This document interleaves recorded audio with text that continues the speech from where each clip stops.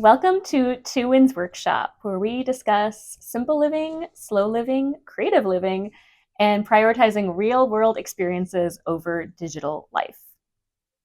If those are things you are interested in, we invite you to like, subscribe, and follow for more. So I am Kate. I'm Brandon.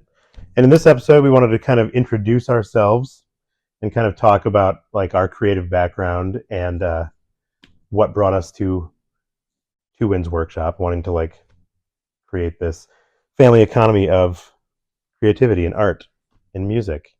I'll let you start because you're much better at this talking thing than I am. Well, thank you, Brandon. You're welcome.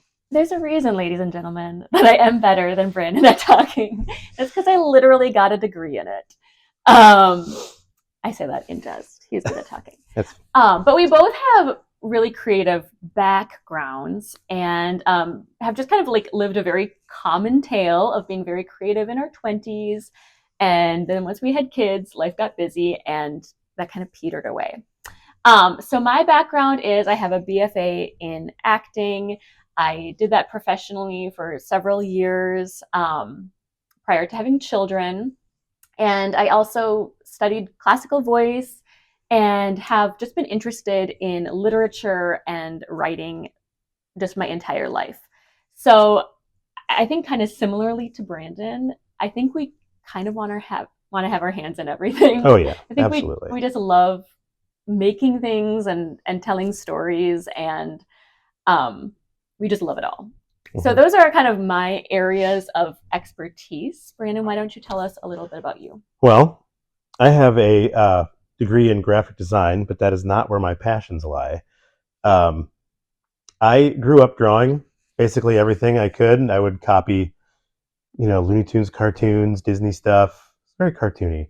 And, some of my dad's old Spider-Man comics, the ones his mom hadn't thrown away.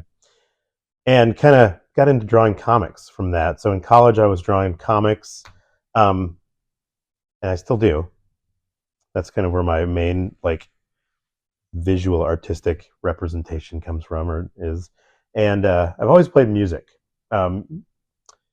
whether it's singing choir in high school and college and doing band and jazz band. Jazz band was where it's at. And got into the Beatles in high school, and I've just always loved music. It's always been a part of my family. It's just kind of in my bones. And so played in bands after college.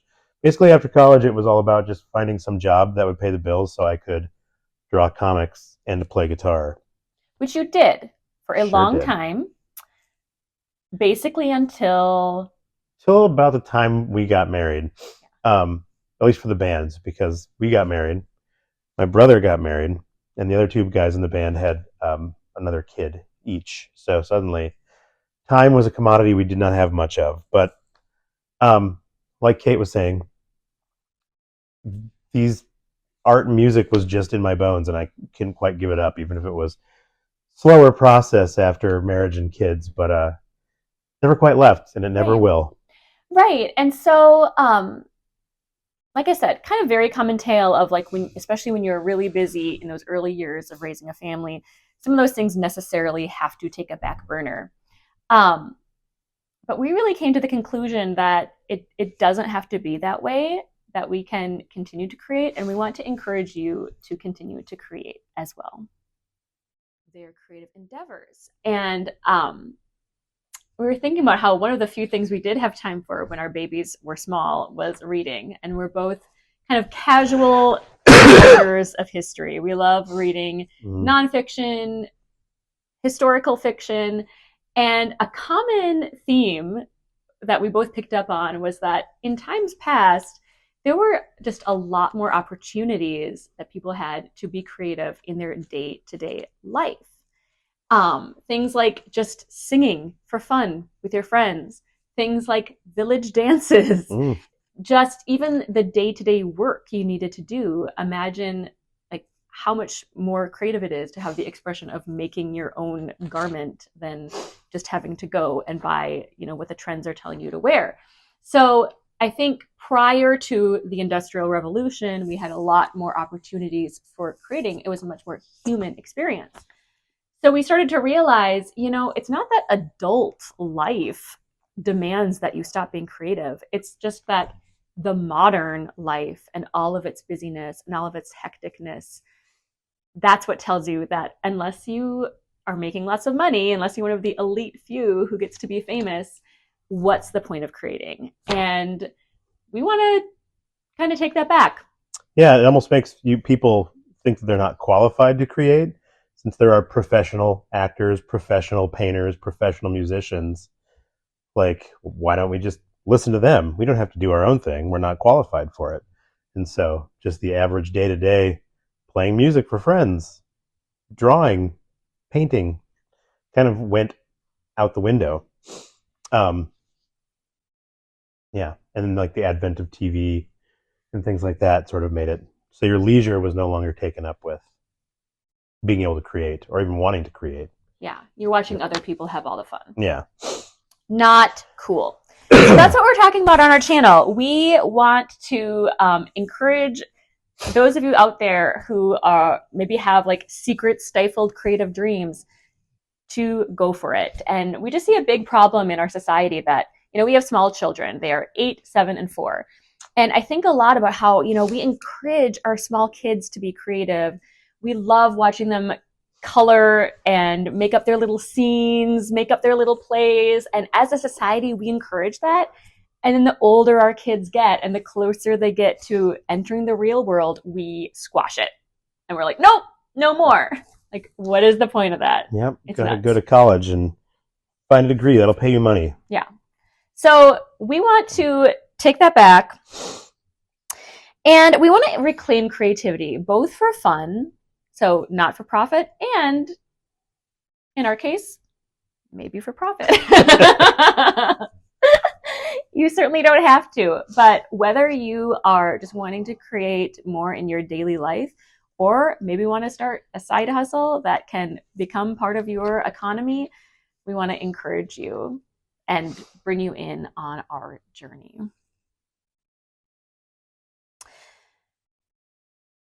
So we believe that creative living gives opportunities to add beauty, individual expression, and actually community building in a really unique way to everyday life.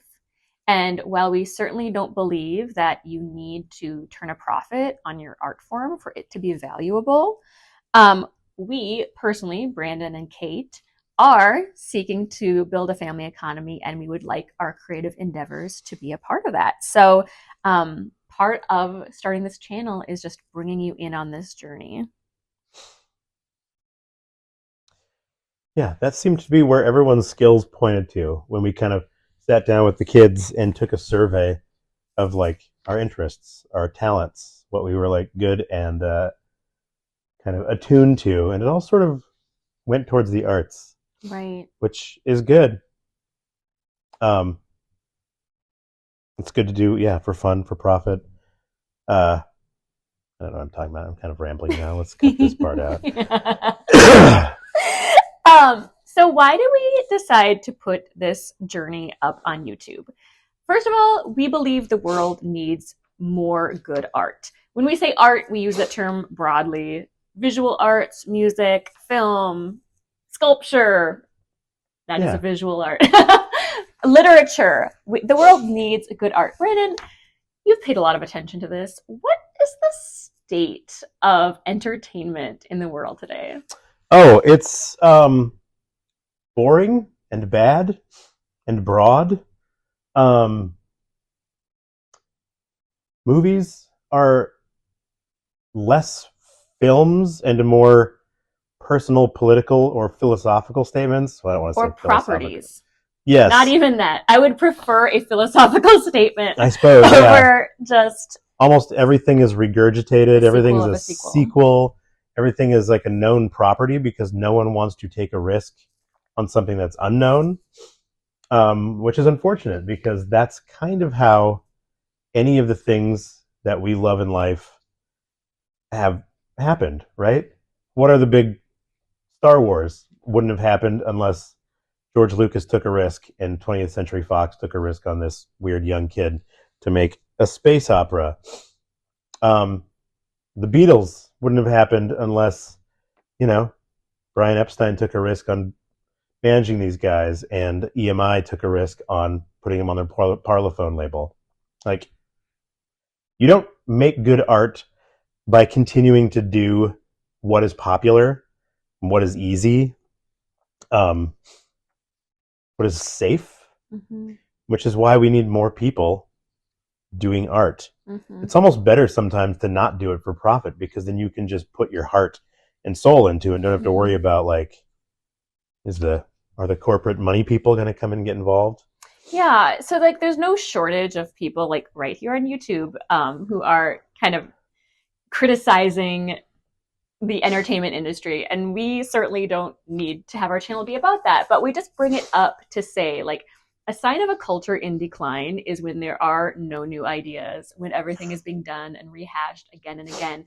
But our culture doesn't have to be in decline, and we don't need to wait for Hollywood to fix itself or the music industry to suddenly start taking risks again to build up our culture. I think what it takes is normal, everyday people reclaiming their God given status as creators and being bold enough to put it out into the world without waiting for permission to do so.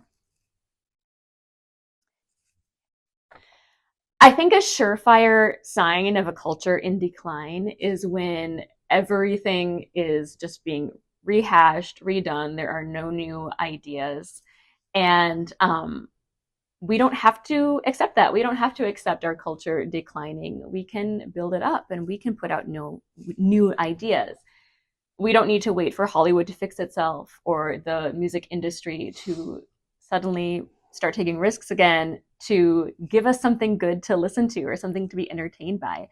I think it really takes just everyday people, non-famous people, reclaiming their God-given gift of creativity and being bold enough to put things out there without waiting for permission. And so we're kind of putting ourselves out there, hoping that by talking about this, we can create a ripple effect of an everyday creative renaissance. So we know sometimes when you are trying to change your life or do a new venture, it can seem like there is just an insane gap between where you are now and where you hope to be. And you can go on YouTube or go on the internet and you see all these people who are like living your dream world, but it seems impossible. And so, like, my example is I really like to learn about homesteading. But when I watch all the channels that they have it all, they have the land, they have the animals, they have the garden that grows the year's worth of food, they're doing all the things. I can look at that and say, well, how can I ever get there? But when I'm talking to my sister-in-law who just tried sourdough for the first time, I can think, well, if she can do it, I can do it because she's just a few steps ahead of me. And that takes you out of like paralysis, right? It gives you a vision for, I don't have to go the whole 9 yards. I can just go a few steps ahead. And so that is kind of what we're hoping to do by putting our journey towards a more creative life up for the world to see. It's like the movie The Edge, Anthony Hopkins. There's a line in there. There is. It says, what one man can do, another can do. So like she was saying, if someone's 20 steps ahead of you and you don't think you can do it, remember, one man can do, another can do. You can do it. You can get there. Sometimes you just have to start, and it can be slow. And the process of creating isn't necessarily straightforward. It can be, stutter steps. It can be slow. It can be kind of uncomfortable sometimes. Mm-hmm. But it's important to just do it, to just start. Mm-hmm. So as part of our journey, I also wanted to touch on quick some of the tools that we have used to try to achieve more creativity in our lives. And that is simple living, slow living, intentional living. If you are living at max capacity, just doing a ton of activities, spending all your time like shopping on the Mm. weekends, you're not going to have any time to create. And so we have tried to be really diligent about how we plan our Mm-hmm. time, how we spend our time with our kids, how we spend our time with each other. So we are gearing our family towards the creative values that we have. So if you are interested in intentional living, slow living, simple living, and most importantly, creative living, we invite you to follow along with us in our journey.